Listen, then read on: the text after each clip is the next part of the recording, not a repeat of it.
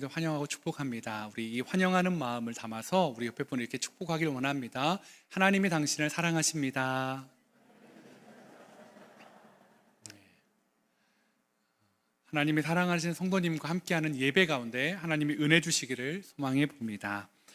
가정 예배 지금 저희가 5월달 이벤트가 이제 홈페이지에 사진 올려주신 것을 이제 마무리되었는데요.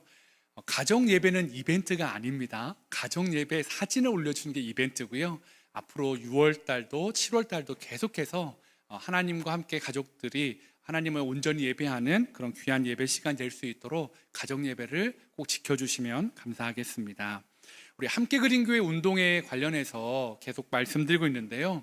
우리 성도님들 중에 이렇게 좀 오해하시는 분들이 있으시는 것 같더라고요. 운동회 하니까 이 운동회는 정말 운동을 사모하는 사람만 참석하는 거구나. 운동을 잘하는 사람만 하는 게 아니고요. 이 운동회는 저희가 이제 개척하고 만 2년이 지나고 횟수로 이제 3년째를 지나가고 있는데요. 다락방 안에서만 교제하고 말씀을 나누고 삶을 나누는데 이렇게 성도님들 함께 모였을 때 또 주님 안에서 우리가 한 가족임을 알아가기 위한 시간이 그냥 명목상 운동회입니다. 그러니까요, 모든 성도님들은 참여를 해주셔야 되는 거죠. 근데 왜 그러면 신청을 해주십사라고 하냐면 이제 어른들 도시락과 아이들 도시락이라든지 아니면 좀 이렇게 편을 이렇게 팀을 나누는데 좀 도움을 미리 얻고자 신청을 요청드리는 거니까요. 우리 함께 그린 성도님들 혹시 중에 나는 운동은 진짜 못해요 목사님, 괜찮아요. 함께 즐기고 함께 누리고 교제하는 날이니까 꼭 신청해 주셔서 운동회를 준비하는 데 좀 도움을 주시면 감사하겠습니다. 그리고 우리가 이제 5월 달에 유아 세례, 학습, 입교, 세례 예식 등이 있었는데요. 그 증서를 지금 1층 사무실에서 보관하고 있습니다. 유아 세례를 받은 가정이나 학습과 입교, 세례를 받으신 분들은 1층 사무실에서 또 이 세례 증서들을 수령해 주시면 감사하겠습니다. 우리 교우 소식 보시면 우리 임분희 집사님 가정이 사업장이 이렇게 초월적으로 이전을 하게 되었습니다. 이전한 곳에서도 하나님의 은혜로 사업이 잘 이루어질 수 있도록 함께 기도해 주시면 감사하겠습니다. 우리 다 같이 하나님 말씀 보도록 하겠습니다. 사무엘상 21장 1절부터 9절 말씀인데요. 다 같이 자리에서 일어나셔서 하나님을 경외하는 마음으로 저와 여러분이 한 절씩 교독하겠습니다. 다윗이 롭에 가서 제사장 아히멜렉에게 이르니 아히멜렉이 떨며 다윗을 영접하여 그에게 이르되 어찌하여 네가 홀로 있고 함께하는 자가 아무도 없느냐 하니 다윗이 제사장 아히멜렉에게 이르되 왕이 내게 이를 명령하고 이르시기를 내가 너를 보내는 것과 내게 명령한 일은 아무것도 사람에게 알리지 말라 하시기로 내가 나의 소년들을 이러이러한 곳으로 오라고 말하였나이다. 이제 당신의 수중에 무엇이 있나이까 떡 5덩이나 무엇이나 있는 대로 내 손에 주소서 하니 제사장이 다윗에게 대답하여 이르되 보통 떡은 내 수중에 없으나 거룩한 떡은 있나니 그 소년들이 여자를 가까이만 하지 아니하였으면 주리라 하는지라. 다윗이 제사장에게 대답하여 이르되 우리가 참으로 3일 동안이나 여자를 가까이 하지 아니하였나이다. 내가 떠난 길이 보통 여행이라도 소년들의 그릇이 성결하겠거든 하물며 오늘 그들의 그릇이 성결하지 아니하겠나이까 하매 제사장이 그 거룩한 떡을 주었으니 거기는 진설병 곧 여호와 앞에서 물려낸 떡밖에 없었습니다. 이 떡은 더운 떡을 드리는 날에 물려낸 것이더라. 그 날에 사울의 신하 한 사람이 여호와 앞에 머물러 있었는데 그는 도액이라 이름하는 에돔 사람이요 사울의 목자장이었더라. 다윗이 아히멜렉에게 이르되 여기 당신의 수중에 창이나 칼이 없나이까? 왕의 일이 급함으로 내가 내 칼과 무기를 가지지 못하였나이다 하니 함께 읽겠습니다. 제사장이 이르되 내가 엘라 골짜기에서 죽인 블레셋 사람 골리앗의 칼이 보자기에 쌓여 에봇 뒤에 있으니 네가 그것을 가지려거든 가지라. 여기는 그것밖에 다른 것이 없느니라 하는지라. 다윗이 이르되 그 같은 것이 또 없나니 내게 주소서 하더라. 아멘. 자리에 앉아주시기 바랍니다.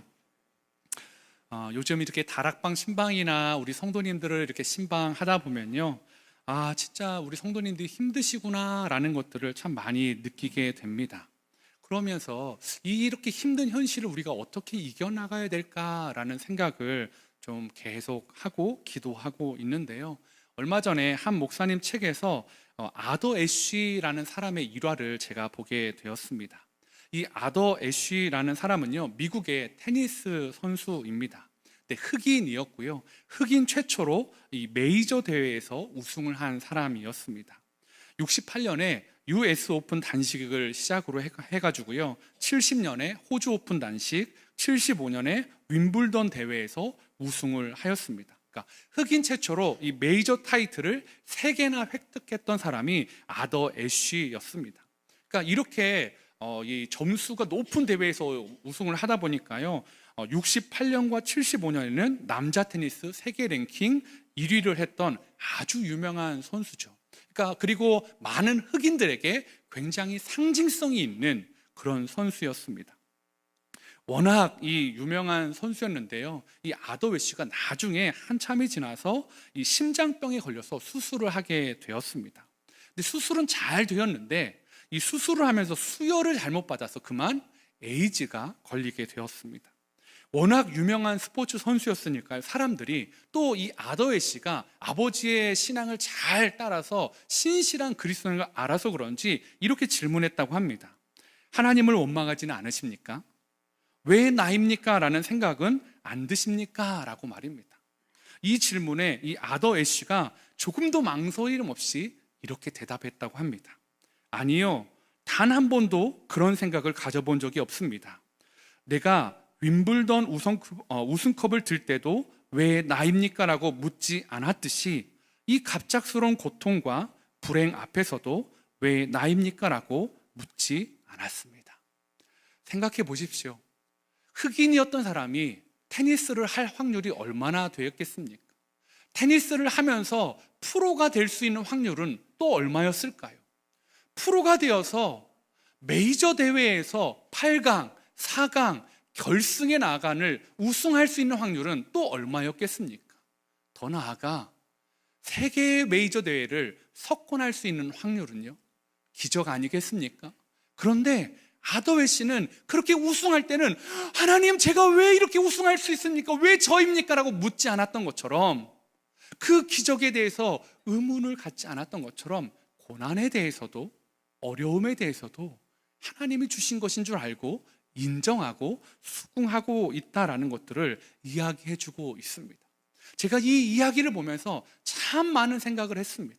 왜냐하면 우리가 누리는 일상의 축복에 대해서는 왜 저에게 이런 일상의 축복을 주셨습니까? 라는 생각은 잘하지 않습니다. 우리가 호흡하는 것 가지고, 여러분 숨을 편안하게 쉬는 것 가지고 하나님, 왜 저에게 이렇게 숨 쉴 수 있는 은혜를 주셨습니까? 왜 저입니까? 라고 묻지 않는 것처럼 말입니다. 그런데 기침을 하거나 천식이 있거나 기관지가 약한 분들은 숨이 안 쉬어질 때마다 하나님께 물을 수 있을 겁니다. 하나님, 저는 왜 그런 거죠? 왜 저의 기관지는 약한 거죠? 왜 저는 이런 기저질환이 있는 겁니까? 라고 말입니다. 여러분, 오늘 이 고난 앞에 우리는 어떤 모습을 취해야 될까요? 많은 사람들이요, 영적인 성공 앞에서는요, 하나님께 왜 이런 은혜를 내가 누려야 되는지 잘 묻지 않습니다. 그런데 영적인 실패 앞에서는 왜 나한테 이런 고난이 있냐라고 우리는 하나님께 참 잘 묻는 그런 연약한 존재들입니다. 오늘 이 모습들이요, 우리만 그렇습니까? 오늘 성경에 보니까 다윗도 그런 모습입니다. 오늘도 다윗도 이해할 수 없는 문제 앞에 하나님, 왜 나입니까? 라고 묻고 있다라는 거죠.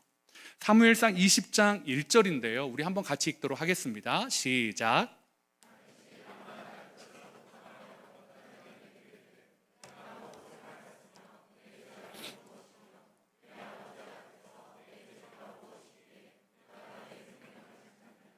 맞습니다. 오늘 이 20장 1절의 짧은 한 절 안에 가장 많이 등장하는 단어는 나입니다. 내가 총 4번이나 반복하는데요.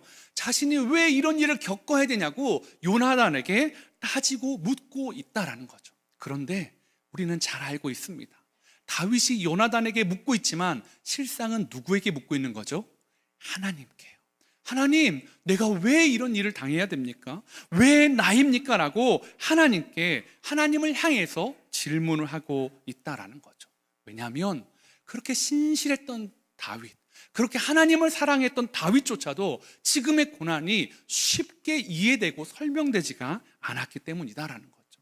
그리고 자신이 해결할 능력도 없었다라는 것입니다. 그래서 그렇게 안전했던 라마 라요새에서조차도 그는 도망쳐야만 했습니다. 그리고 그 절박함이 얼마나 컸는지 3절에 이렇게 표시하고 있습니다. 사무엘상 20장 3절 후반절을 한번 보도록 하겠습니다. 다음 자막으로 한번 넘겨주시겠어요? 여기 보니까요, 나와 죽음의 사이는 한 걸음 뿐이니라 라고 말하고 있습니다. 다윗이 느끼는 위기감은요, 자기가 어디에 껴있대요? 삶과 죽음 사이에서 한 발짝만 잘못 디디면 죽음이 그를 덮칠 것 같은 그 두려움이 다윗에게 있었다라는 것입니다.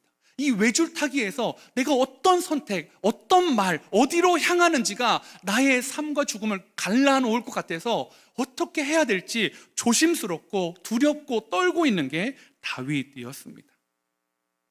다윗은 왜 나입니까? 라고 물으며 지금 도망치고 있습니다. 그런데 그 도망치는 다윗에게 하나님은 이 고난, 이 현실의 고통을 이기는 방법들을 분명히 말씀해 주고 계시다라는 거죠. 오늘 이 다윗의 이야기 속에서 현실을 이기게 하는 힘이 무엇인지를 좀 여러분과 함께 나누기를 원합니다. 현실을 이기는 힘, 첫 번째는 진설병에 있습니다.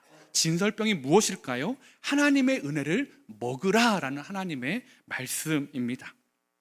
요나단과 헤어진 다윗의 발걸음이 향한 곳은 놉이라는 땅이었습니다. 이 놉은요, 이 당시에 굉장히 중요한 땅이었는데 오늘 보니까 그곳에 성막이 있었습니다. 그리고 성막을 섬기는 제사장이 이 놉 땅에 있었다라는 것입니다. 이 제사장 아히멜렉을 만난 다윗은 이제 그가 왕의 비밀 임무를 수행하고 있다라고 거짓으로 이 제사장을 속이고 안심시키고 있습니다. 그러면서 자신과 비밀 임무를, 왕의 임무를 수행하는 소년들이 먹을 수 있는 양식을 요청하고 있습니다. 사무엘상 21장 3절에 이렇게 얘기합니다. 이제 당신의 수중에 무엇이 있나이까? 떡 5덩이나 무엇이나 있는 대로 내 손에 주소서 하니. 아마 다윗이 떡 5덩이를 요청한 것을 보면 다윗과 함께 피난하고 있는 사람들이 그렇게 많은 사람이 아니다라는 걸 알 수 있습니다. 한 5명 정도, 아니면 그 이하나 그 이상이어도 사실 굉장히 소수의 사람으로 다윗이 지금 이 피난길을 가고 있다는 걸 알 수 있죠.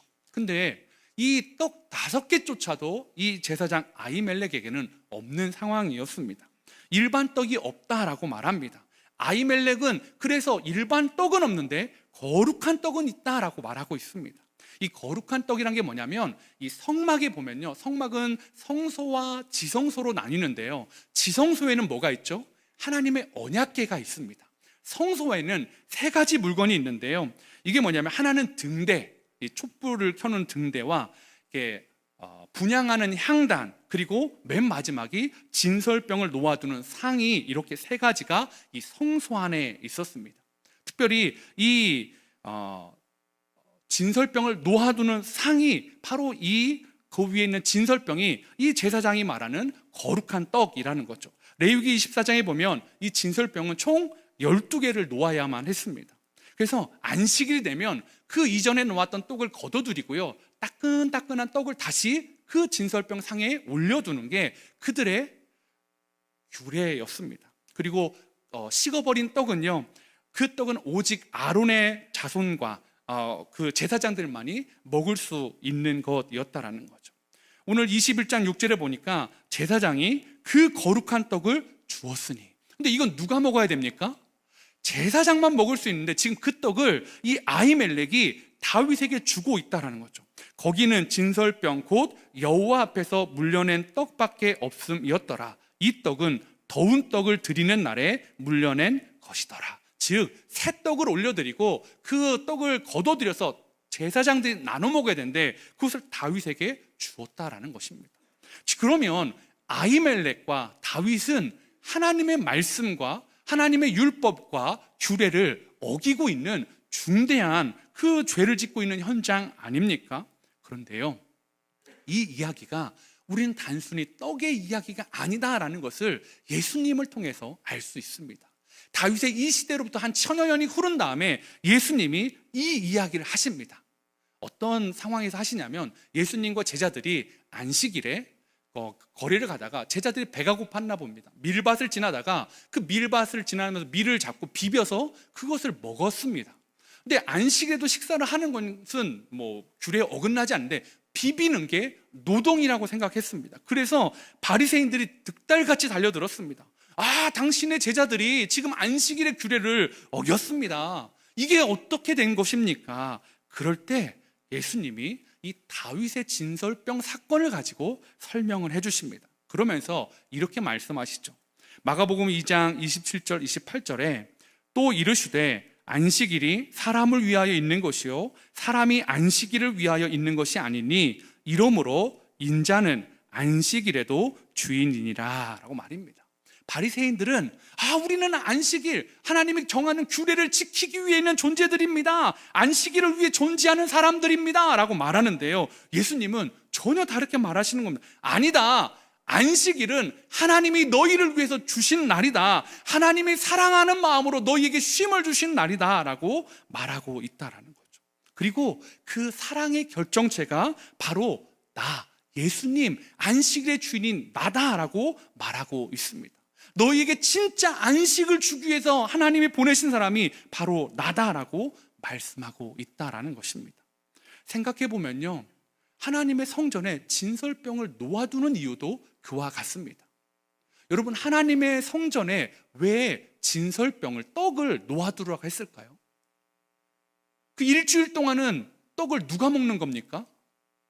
일주일이 지나야 제사장들이 먹는데 그 7일 동안 누구를 위해 놔두는 겁니까? 하나님을 위해서요? 아닙니다. 여러분, 세상의 제사의 방법을 한번 생각해 보십시오.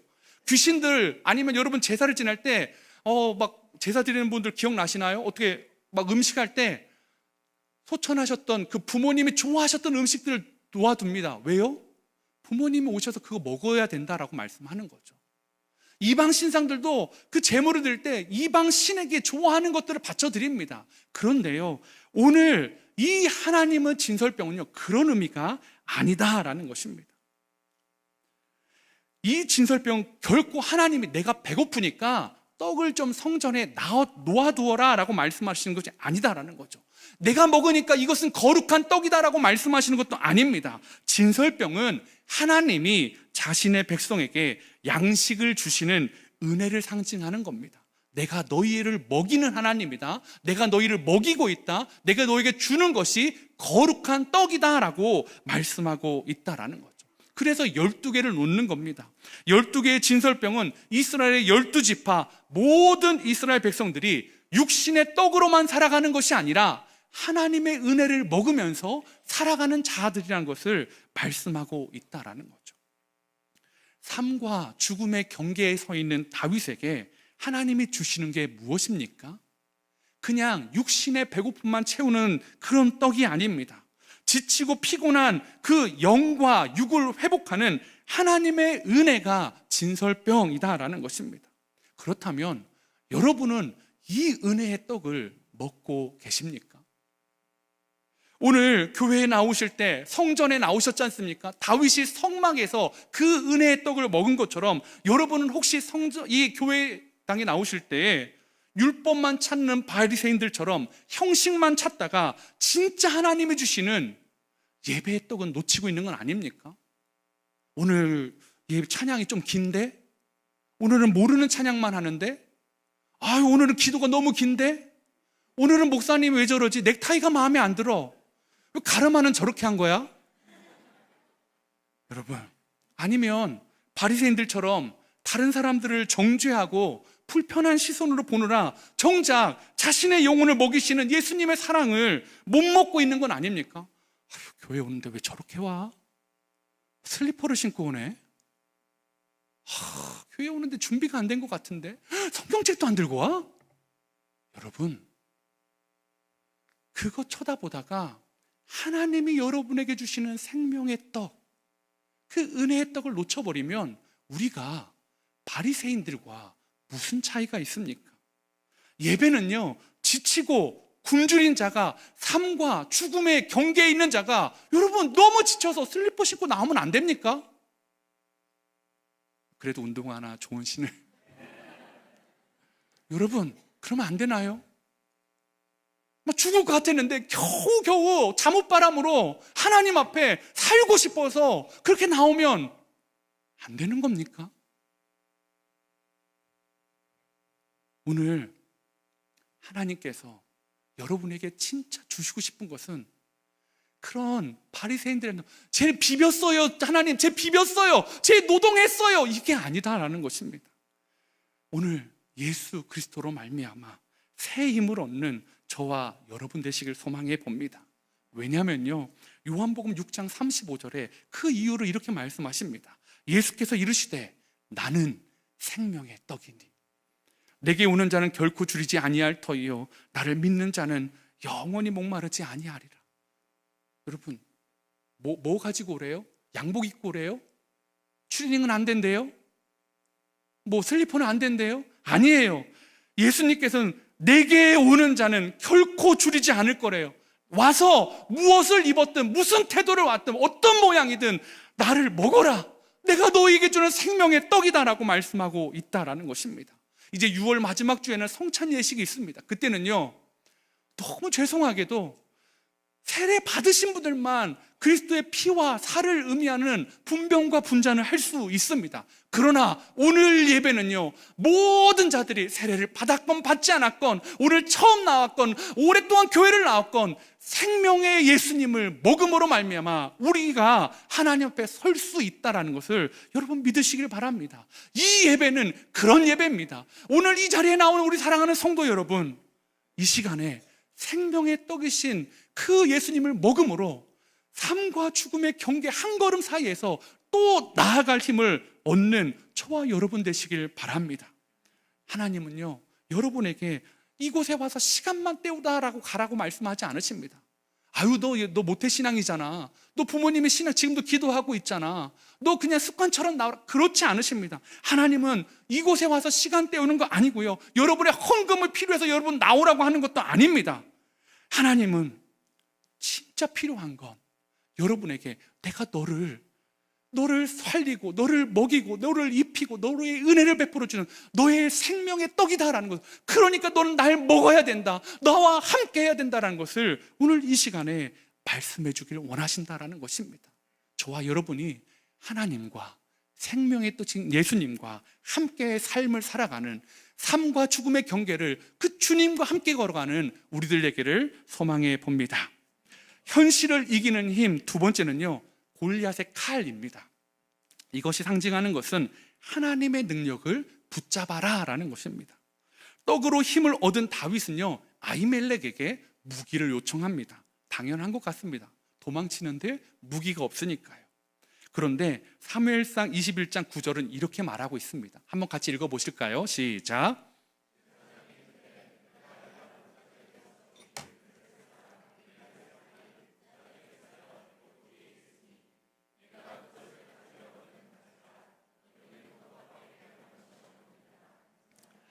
다윗이 이르되 그 같은 것이 또 없나니 내게 주소서 하더라. 다윗이요, 최소한 자기를 지킬 무기가 필요했나 봅니다. 그래서 좀 칼을 달라고 요청했습니다. 근데 지금 아히멜렉이 누구의 칼이 있대요? 골리앗의 칼이래요. 이 골리앗의 칼은 누가 얻어낸 칼입니까? 다윗이 얻어낸 칼입니다. 다윗이요, 그때에는요, 이 칼을 얻을 때는요, 어떻게 얻었습니까? 골리앗을 무엇으로 이겼죠? 물맷돌로 이겼다라는 분들은 참 지식이 탁월한데 한번 생각해 보세요. 다윗이 물맷돌로 골리앗을 이겼나요? 하나님의 능력이다라는 거죠. 물맷돌을 사용하신, 다윗과 함께 하신 것을 보여줬던 그 하나님이었는데요, 그때는요, 다윗이 뭐라고 고백했죠? 하나님 제게 물맷돌 주세요, 하나님 제게 사울의 칼을 주세요 하지 않았습니다. 전쟁은 여호와께 속한 것이니. 그런데 지금은요, 훨씬 더 블레셋 것 많이 싸워봤고 훨씬 더 전투에서 많은 승리를 가져왔는데 다윗이 뭘 달래요? 전쟁은 여호와께 속한 것이니가 아니라 칼 좀 달래요. 불안하니까요, 두려우니까요.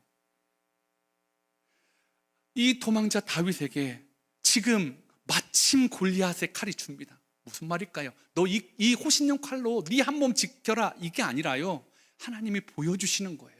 야, 너 앞으로 지나갈 고난의 시간이 긴데, 여전히 지나가는 너의 터널이 긴데, 그때 잘 드는 칼이 아니라 예전에 했던 거 기억해봐. 전쟁은 여호와께 속한 것이니 그 하나님의 능력을 붙잡으면 그 네 손에 물맷돌이 있건 네 손에 골리앗이 있건 네 손에 어떤 칼이 있건 중요한 것 아니잖아. 지금 하나님이 다윗에게 그래서 골리앗의 칼이 아니라 믿음의 검을, 믿음의 칼을 다윗에게 주고 있다라는 것입니다. 다시 한번 상기해봐라.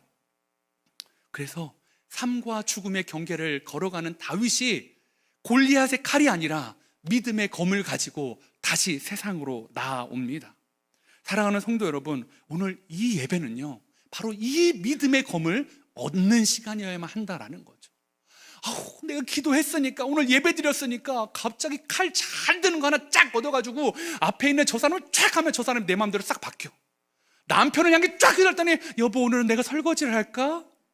이렇게 바뀌고, 막 세상의 근심의 문제를 쫙 휘둘렀더니 갑자기 막 물질이 막 감당할 수 없이처럼 막 들어오고요. 여러분, 그런 칼입니까? 아니다라는 것입니다. 마치 우리의 양식이 세상의 것이 아닌 것처럼, 생명의 떡인 것처럼 우리의 무기도 세상의 돈이나 권력이나 힘이 아니어야 한다라는 것입니다. 그래서요, 오늘 이 예배 시간에 저는 하나님이 여러분의 기도를 들으시고 그런 일도 하시는 하나님이라는 걸 저는 믿습니다. 하나님이 여러분의 어려운 문제를 해결해 주시면 능력의 하나님, 전능하신 하나님을 믿어요. 그런데요, 우리가 진짜 취해야 될 것은 그것이 아니라 믿음의 검이요. 특별히 예배소서 6장 13절에는 그 검이 포함된 것을 이렇게 말하고 있습니다. 그러므로 하나님의 전신갑주를 취하라. 이는 악한 날에 너희가 능히 대적하고 모든 일을 행한 후에 서기 위함이라. 우리의 무기는 예수님을 믿는 자에게 주시는 선물입니다.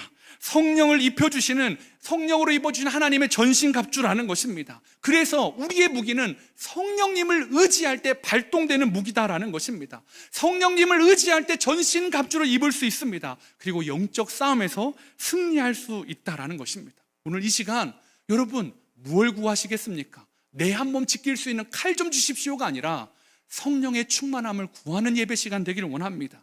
내 안에 계신 성령님, 저 뒷방 어르신처럼 저 한켠에 아무 힘도 쓰지 못하고 그냥 있는 것이 아니라 내 삶의 왕자에, 내 삶의 결정권을 가지시고 핸들을 주시고 인도하여 주시옵소서. 여러분, 그렇게 말입니다. 그런데 그럼 어떻게 성령의 충만함을 덧입을 수 있을지 아히멜렉과 다윗의 오늘 대화 가운데 힌트를 주고 있습니다.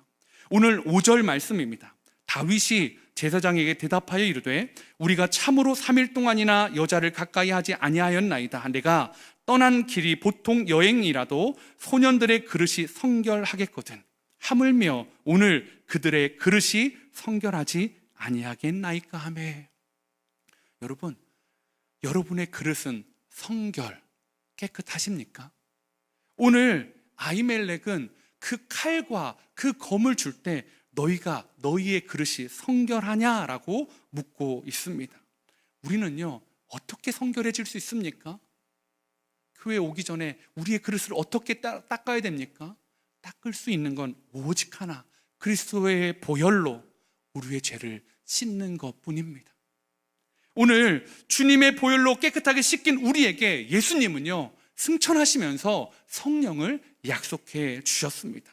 그러므로 이 성전에서 다윗은 하나님의 능력의 상징, 하나님과 동행할 때 싸워 이길 수 있던 그 능력의 상징 골리앗의 칼을 붙잡은 다윗은 다시 성령의 충만함을 통해 하나님의 전신갑주를 입고 세상을 향해 주의 백성으로, 주의 군사로 살아가는 용기를 얻고 있다라는 것입니다. 저와 여러분도 오늘 이 시간에 여러분에게 주셨던 골리앗의 칼이요, 여러분이 물질렀던, 그래서 여러분에게 주셨던 승리의 상징, 그 영적 하나님을 붙잡았던 그 상징을 붙잡고 기억하고 다시 성령의 충만함을 회복하는 저와 여러분 되시기를 소망해 봅니다.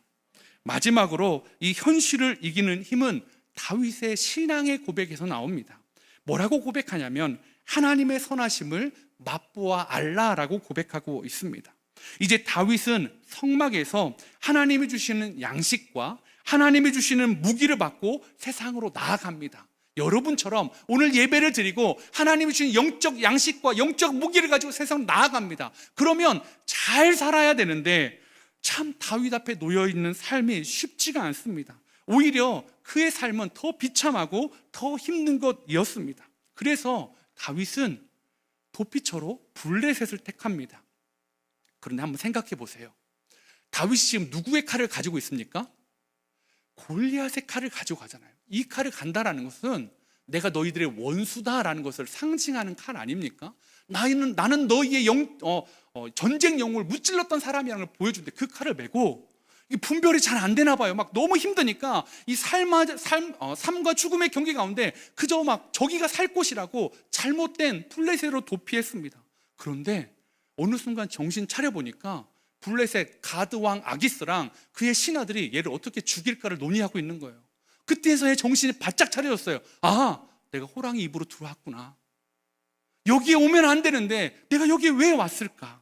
그래서 다윗이 오늘 이 21장에서 살기 위해 미친 척합니다. 갑자기 수염에 침을 질질 흘리고요, 문을 벅벅 긁고요, 미친 척하면서, 그러니까요 이 왕이요, 야 내가 이 미친놈을 데려다가 내 옆에다 두겠냐? 아니면 얘 목을 베겠냐? 하면서 그냥 보내줘 버립니다. 그때에 도망치면서 지은 시편이 시편 34편인데요 8절 9절에 다윗이 이렇게 이야기합니다. 너희는 여호와의 선하심을 맛보아 알지어다. 그에게 피하는 자는 복이 있도다. 너희 성도들아 여호와를 경외하라. 그를 경외하는 자에게는 부족함이 없도다. 여러분, 이게 사진 줄 모르고 삶과 죽음의 한 걸음에서 죽음의 길로 들어섰다가 겨우 도망쳐서 미친 채 하면서 도망치는 다윗이 하는 일인데요, 여러분 여기에 다윗이 고백했던 것처럼 여호와의 선하심을 맛볼 만한 게 뭐가 있습니까? 아무것도 없지 않나요? 그런데 다윗은요 이 죽음의 자리에서 깨달았어요. 아, 하나님의 선하심이구나. 내가 연기를 너무 잘해가지고 이 사람들이 나한테 속아줬구나. 내 능력이 좀 탁월하다가 아니라 그 죽음의 자리에서 자기를 지키시고 보호하여 주시고 꺼내주신 그 하나님이 선하시다라는 것을 다윗이 고백하고 있다라는 것입니다. 너무 부족합니다. 너무 부족한 게 많아요. 그런데 그를 경외하는 자에게 부족함이 없으리로다. 말도 안 되는 삶이지만 다윗은 이제서야 그 생명의 떡과 하나님의 능력 골리앗 칼의 그 의미를 다시 한번 깨닫습니다. 삶과 죽음의 경계에서 하나님의 은혜를 찬양하는 자로 다시 회복되고 있다라는 것입니다. 사랑하는 성도 여러분, 우리도 그렇습니다. 아까 얘기했죠. 우리도 잘 나갈 때는 그것이 하나님의 은혜인 줄 잘 모릅니다. 근데 고난의 자리에 가면 아, 그게 은혜였구나 라는 것을 쉽게 생각할 때가 있다라는 거죠. 오늘 이 시편 34편은 사실은 다윗의 가장 유명한 시편 23편과도 연결되어져 있습니다. 시편 23편 1절과 2절은 이렇게 말합니다. 여호와는 나의 목자시니 내게 부족함이 없으리로다. 그가 나를 푸른 풀밭에 누이시며 쉴 만한 물가로 인도하시는도다. 여러분, 다윗에게 부족함이 없나요? 부족함 투성인데요. 다윗에게 선하심이 보이나요? 안 보이는데요. 도대체 어디서 하나님의 선하심을 맛보고 도대체 어디서 하나님의 그 부족함이 없으심을 경험하고 있습니까? 여전히 도망자입니다. 미친 채야 겨우 도망칠 수 있었고, 그것도 자신의 기지로 그렇게 됐다고 생각할 수도 있을 텐데, 다윗은 도망치면서 진짜 깨달았습니다. 내 연기가 아니라 골리앗의 칼을 가지고 블레셋에 들어가는 그 사지로 그렇게 들어갔음에도 불구하고 내가 살 수 있었던 것은 하나님이 나를 지키시고 나를 보호하셨기 때문이다라는 것입니다. 이것을 맛보니까요, 여전히 삶과 죽음의 경계선 안에 있는데 하나님께 다윗은 하나님은 선하시다고 말하는 거예요. 삶의 문제가 여전히 있음에도 불구하고 그 죽음의 길로 가지 않도록 막아주시는 하나님께 그는 하나님은 선하시다고, 하나님은 부족함이 없는 분이라고 말하고 있다라는 것입니다. 사랑하는 성도 여러분, 여러분에게 하나님은 어떤 분이십니까? 여러분은 요즘 하나님의 선하심을 맛보고 계십니까? 아마 이 자리를 나가면 여러분도 삶과 죽음의 한 발자국 안에서 고민하는 문제들이 있으실 겁니다. 그런데요, 그 문제가 쉽사리 해결되지 않아도 오늘 다윗처럼요, 우리의 인생 가운데 우리의 앞서 가시고 우리를 위해 싸워주시고 우리의 실수를 막아주시고 도와주시는 그 예수님을 경험할 수만 있다면 그 예수님 때문에 우리는 하나님은 선하시다고 고백할 수 있지 않겠습니까? 오늘 다윗은요, 문제가 없어서 쉴 만한 물가에 눕는다고 말하는 것이 아닙니다. 여러분, 문제가 없어서 쉴 만한 물가에 눕는 것이 아니다라는 거죠. 여전히 그에서는 늑대도 있고요, 사자도 있습니다. 자신의 생명을 노리는 대적들이 있습니다. 그런데 왜 쉴 만한 물가라고 말씀하고 있을까요? 이유는 간단합니다. 그 사자와 곰을 막아주시는 목자 되신 예수님을 신뢰하기 때문입니다.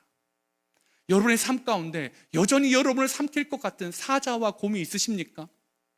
여러분을 쫓아오는 사울의 칼이 있으십니까? 여러분은 여러분의 원수 앞에서 미친 채 해야만 이 세상을 살아갈 수 있는 건 아니십니까?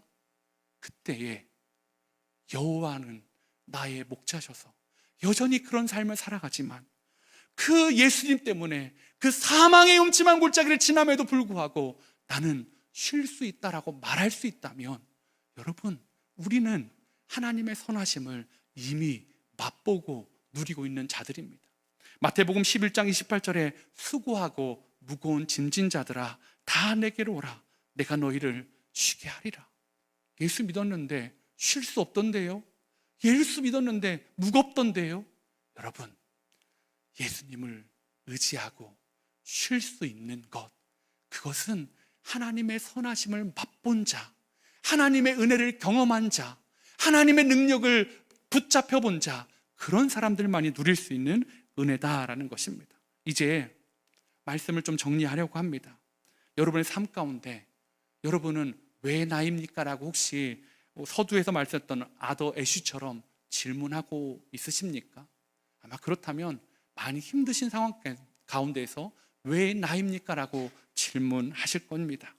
그런데요, 여러분이 주셨던 은혜는 왜 나입니까? 라고 여러분 질문하셔 보셨습니까? 여러분이 지금 누리고 있는 은혜는, 지금 주시는 소망은, 지금 주셨던 하나님의 자녀로 부르시는 그 은혜들은 왜 나입니까? 왜 나 같은 자를 주님의 자녀 삼아 주셨습니까? 라고 물어보셨습니까?